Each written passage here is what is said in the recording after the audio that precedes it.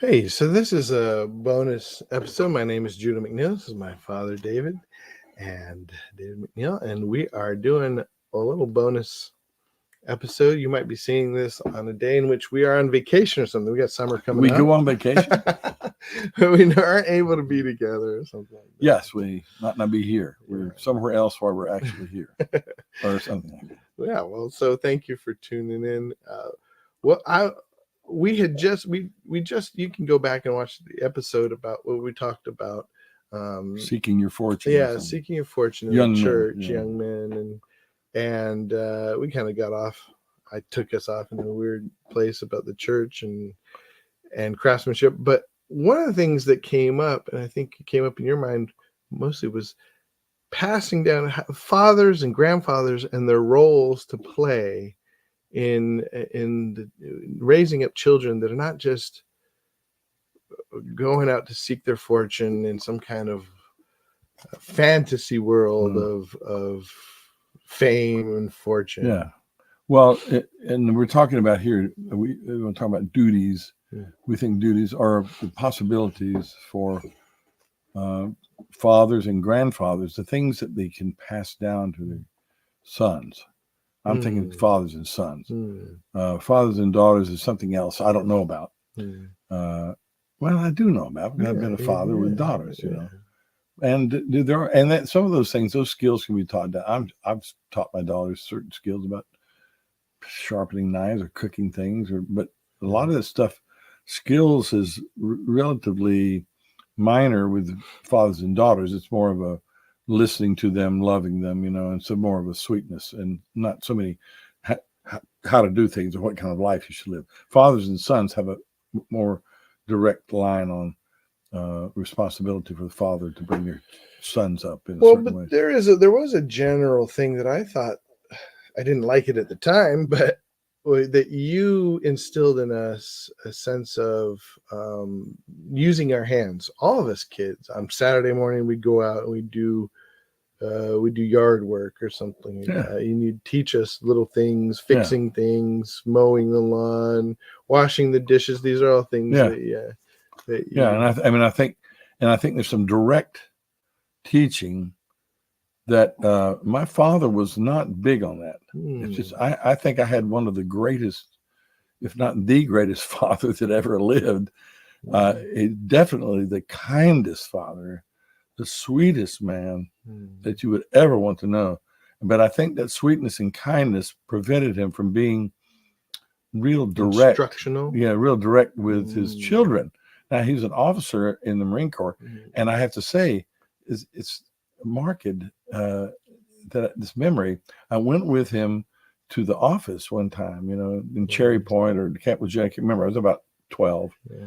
And I sat down at the desk, and he said, he told the corporal to do something. Corporal, go get that thing, you know.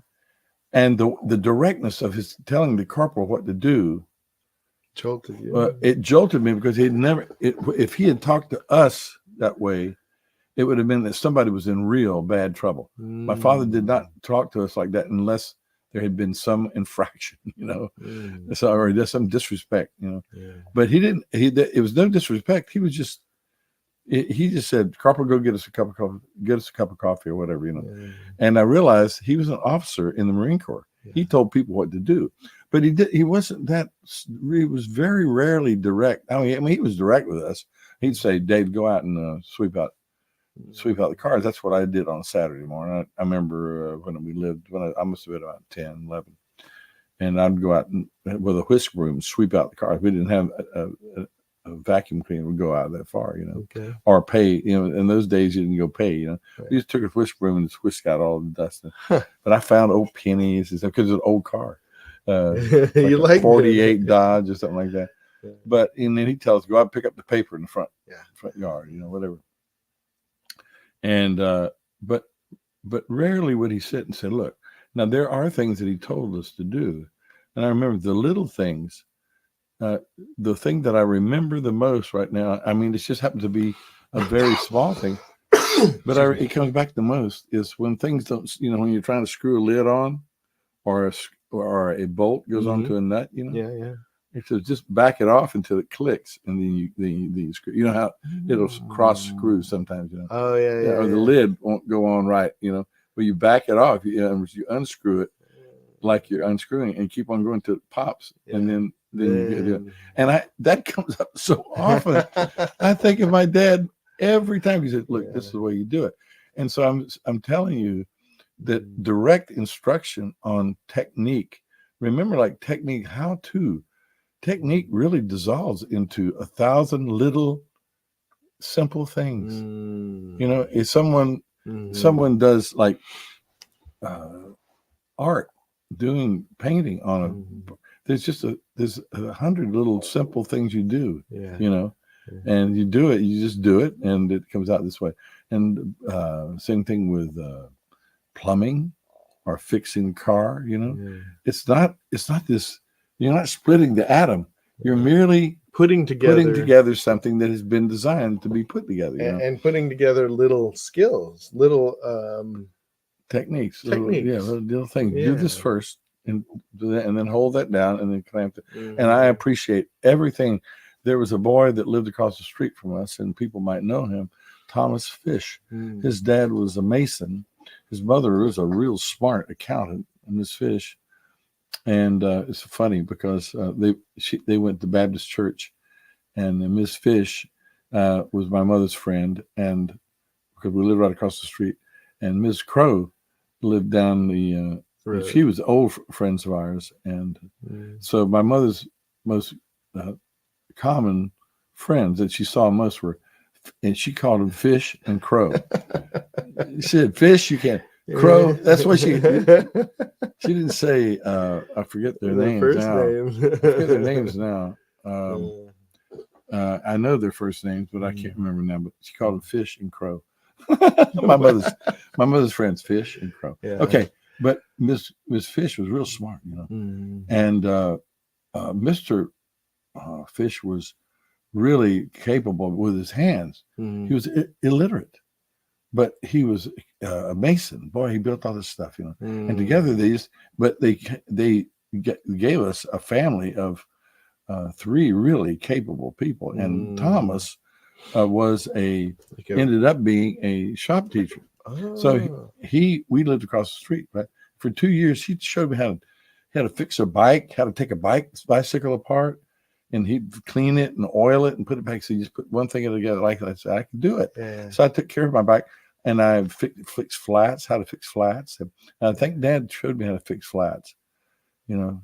And I did that. I did it to my own car, you know. I would plug the little thing if it got a nail in it. And little techniques, and those things really come in handy, you know. And I think dads should really be direct with the kids. Now, the other way, of course, is by example and working with the kids. Well, kids don't always like to work. I did not like working with my father because I had to work. Because he would put together. I mean, he'd fix a car, and he'd just work all afternoon. So, did you watch him do it? Did you? For a while, for a while, and that was the one difference where my father and I separated. Was I didn't want to lie down beside him under a car for an hour, 2 hours. I didn't want to do the little things that he wanted. You know, he would do. He worked on this house. He helped put this house together, and he would have me do some things. And I would get tired, and I said, I don't want to do it anymore. Dad. He said, that's when he took me out back and said, Dave, you just don't have the vision. Well, see, Dad, you need to give me the vision. You need to say, look, this is what's going to happen. We have a great big old house. You need to talk to me directly. Is what I'm saying. He needed to. That was not easy for him to do. Well, and the third way is, so there's doing it with your father, watching your father, but there's also the putting your children, as a father, putting your children in like Boy Scouts or something like that, where they can learn it apart from the father, and maybe even going. A lot of dads will go in and do it with them. Well, Dad did. Yeah, Dad was the head of the RAs, Royal Ambassador, but that was largely talking about scripture. Missionaries, but we did go on camping trips. And Dad went with us, and it was on those camping trips I learned how how to cook and make Yeah. fires and stuff like that. And, Yeah, well, I learned a lot of that from you because we lived out in the woods yeah, right. for a long time, and we did a lot of camping. We camped out. We lived out in a tent. Yeah, so I remember we sit there in the I said, got to get downwind of this fire in the smoke, and then we won't have the bugs were killing us. But if you sat in the smoke, hey, everything was all right. The bugs might be ruining your lungs, but you weren't getting eaten up by the mosquitoes. But just simple things like making a fire. The kind you even taught us how to wash our clothes. You had a little hand. Oh yeah, that's wash our clothes. Yeah, we lived in a tent for about, I'd say 3 weeks. It was only maybe a month. It felt like an eternity. Yeah, we come back. We live in that tent, waiting to find a place in this little village. Mm-hmm. But Boo Stein gave us a little machine, and all it was a round container, and you put your clothes in there, but put a little soap and a little water. Real hot water. Yeah. And then, but it's sealed. And so and then you agitated it by turning it, and it just flopped around on this rotor, And so you had this globe going around. And as it did, it built up pressure in there for some reason. And the pressure really washed those clothes well. And then you took them out and rinsed them, and boy, it was great. We did a lot of things like that. We went looking for water. Remember, we well, and went got water, and we got ice down by the river. Because it was late. It was about this time of year. It was in May. Yeah. And I think that's what when you see there is a large group of people that is leaving the church and finding their place in the kingdom. We talked about it tangentially every now and then. Homesteading, being homesteaders and sort of having homesteader communities. Where I think it may be a little bit too far the other way. You do everything for yourself. Yeah. As much as possible. Yeah, as much as possible. But I wonder if there would be less desire to break off and go do that if there was more in the church, instead of the royal ambassadors learning about scripture, which maybe they learn scripture and learn how to build a fire. And learn how to do some simple plumbing or even small engine stuff, like changing. I the other day I had to get my cousin showed me how to, but I didn't end up doing it. I guess somebody else did it. But the spark plugs, never changed the spark plug. I've changed the spark plug on my car. I've done that. I think that would be great to learn in the church. Yeah, of course, the cars were back in the day. Cars were so that you could do them. If anybody knows me how I am now, they will be astounded to hear this. But I actually changed the fuel pump on my 71 Chevy station wagon, Chevelle station wagon. Gosh, I love that car. But I changed the fuel pump when I got under it. Wow. You could get to it, see? Yeah. And those are the days you get to things. And I had to take the old fuel pump off. It's just nuts. Put a gasket on there and get clean that off. Put a gasket, a gasket. Yeah. And you have gasket sealer. Yeah. Put that thing on there and put the nuts back on there. But you had to put it's just a little lift like that. It goes, so it pumps the. Nowadays the fuel pump is actually in the fuel tank. Yeah. Some things like that. Or it's encased in other things. Well, there's lots of things that kids could do. Yeah. You change air filters. You could change the tire. And I just asked myself now, I'm not going to put you on the spot. Do you think Asher could change a tire? Oh, no, I couldn't even. You can't change a tire? I can change a tire, but I wouldn't want to. I just take it over to a place and do it. And that's why folks, I'm I know. Sorry. This is my son. My son. I have failed. I failed. He doesn't know how to change a tire. I know how. I've changed the tire before. I know, but it's not worth the time. I just don't. Well, no, sometimes it's flat. I'm telling you. What's if it's flat in your garage? Well, I'm saying that's happened. Yeah. And you just have to change it. Yeah, that's true. But it's something that, I remember Thomas Edwards, what's the family name? Thomas in Washington. Oh, No, a Washington. famous name. Oh, They lived out. Yeah. You know, I don't know. It Thomas doesn't Edison, matter. his mom changed tires. You know, she was Yeah, telling about yeah. changing tires. Said, well, a woman can change the tire. You just don't want a woman to have to do it. I don't like your mom to have to do that. And your mom takes out garbage or something like that. I said, that's my job. But you know, even as we're talking about doing sort of the, but you're talking about callings as plumbers.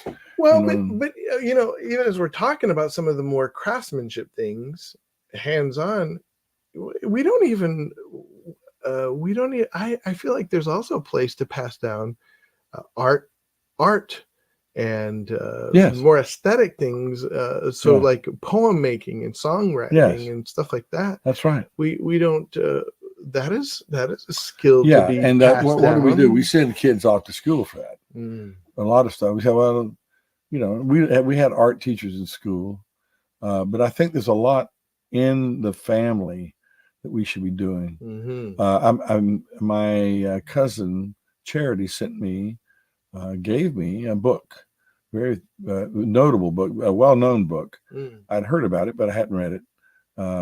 It's the biography of Bonhoeffer, Dietrich Bonhoeffer, by Eric Metaxas. And it's a very well-known, a very well-praised book. And their family was an upper-class family. Father was a psychiatrist, but mother stayed at home. But she was from a family of preachers and theologians. But Dietrich Bonhoeffer, I don't know if you know this, but you know, he was a theologian and a pastor, but he was a skilled pianist when he was a kid. And they at one moment they thought that he was going to go into music. You know, he was playing music. You know? Yeah. But on a Saturday night, that's what they did: played music, did skits, read poems. You know, and they did this every Saturday night. Now we do it every once a year or twice a year. You know, the whole family would get together. I think we're going to be doing it this, Sunday. We're just singing hymns. But sometimes I think of ways in which to sharpen that up. For example, in hymn singing, I think we're going to hymn sing. I'll say, look, I'm going to ask somebody to do a solo. Like Aunt Tatiana has a wonderful voice. I want to hear her sing. Uncle Mark can sing. You can sing. Sing that verse, and we'll all come in on the chorus. And that's what they did. And I think sometimes we could have an art evening where we're going to let's all draw the best.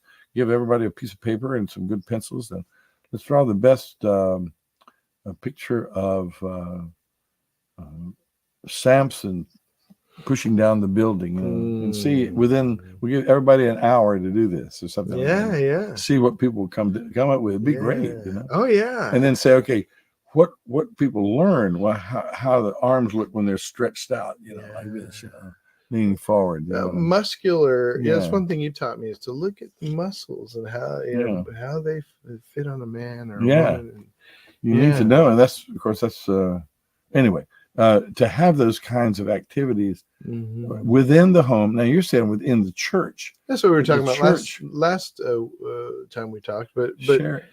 But we're segueing now to talking about doing it in passing it down from grandfather to father. Right, that's right. And I do think that there is a real lack of it in my own life. I